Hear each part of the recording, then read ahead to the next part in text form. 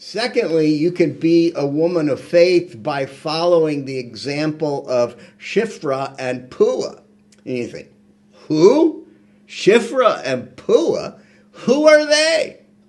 There are a lot of great women of faith in the Bible, in the scriptures. And there are so many. I wish I could spend more time on it, but I'm giving you 4 today. Shiphrah and Puah, their story is found in the book of Exodus, chapter 1. And their example is an example of fearing God.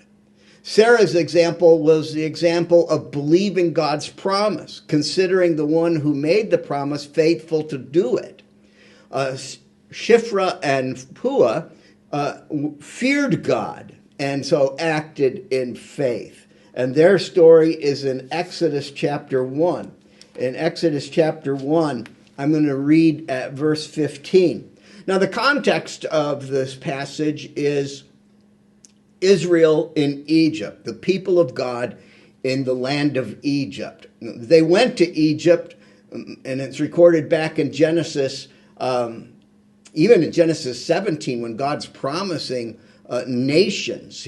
God also says that in Genesis 15, verse 13, God says to Abram that your descendants will live in Egypt under slavery for 400 years. They'll be enslaved there. So in Exodus chapter 1, we find the story begins with the story of oppression.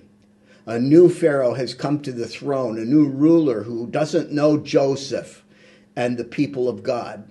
He knows them as a threat to his throne, not as a blessing to his people. And so plan A is to put them under forced labor, to make their work hard, to enslave them so that they lose heart as a people and become no threat to the nation or to his rule.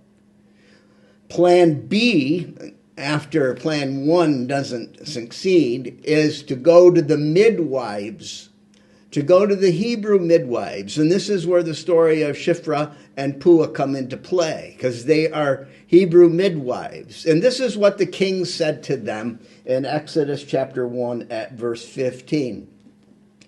The king of Egypt said to the Hebrew midwives, whose names were Shiphrah and Puah, when you are helping the Hebrew women during childbirth on the delivery stool, if you see that the baby is a boy, kill him.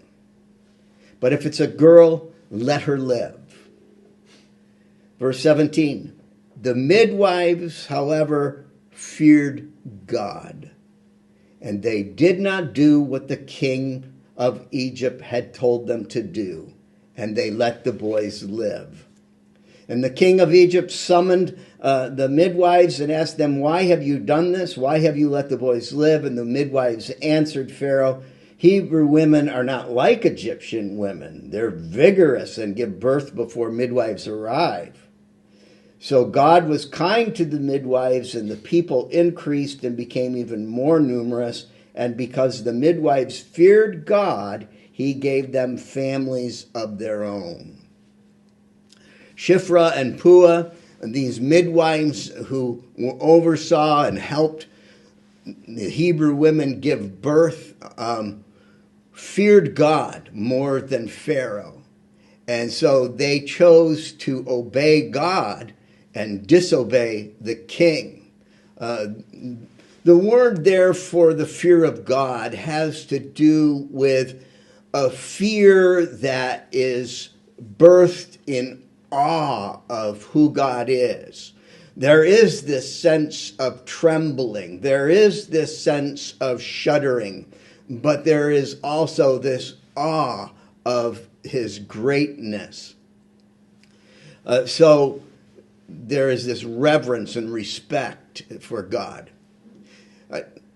I was taught years ago, and have been taught many times again, that we should have a respect for animals, dogs in particular, and not be afraid, but have a respect for them because they're dogs.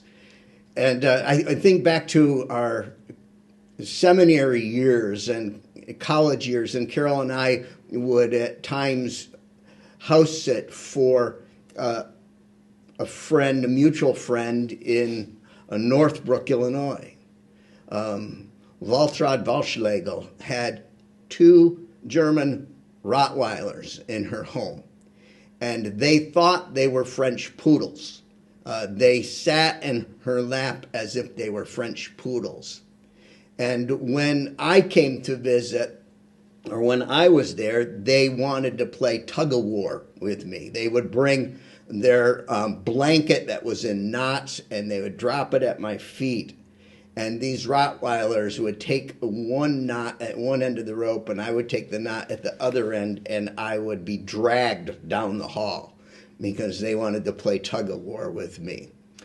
And I learned not to be afraid of these dogs, big and mighty as they were, but I always had a respect for these dogs, especially if their master wasn't home and we were watching the house. We still had respect for them. There was this fear and recognition that they are dogs who are capable of great things.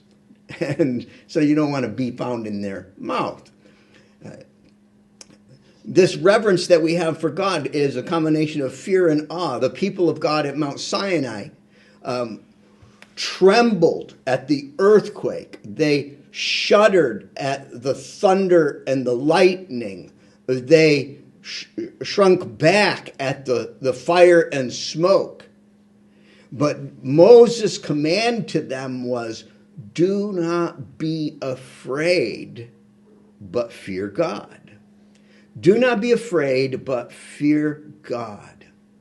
And Shiphrah and Puah are a great example for us as women of faith, women who were in awe of God and feared him more than man, so that they could say to the king, who could order their removal or their execution or their imprisonment, and they did not fear him. They feared God, and they did not obey the king.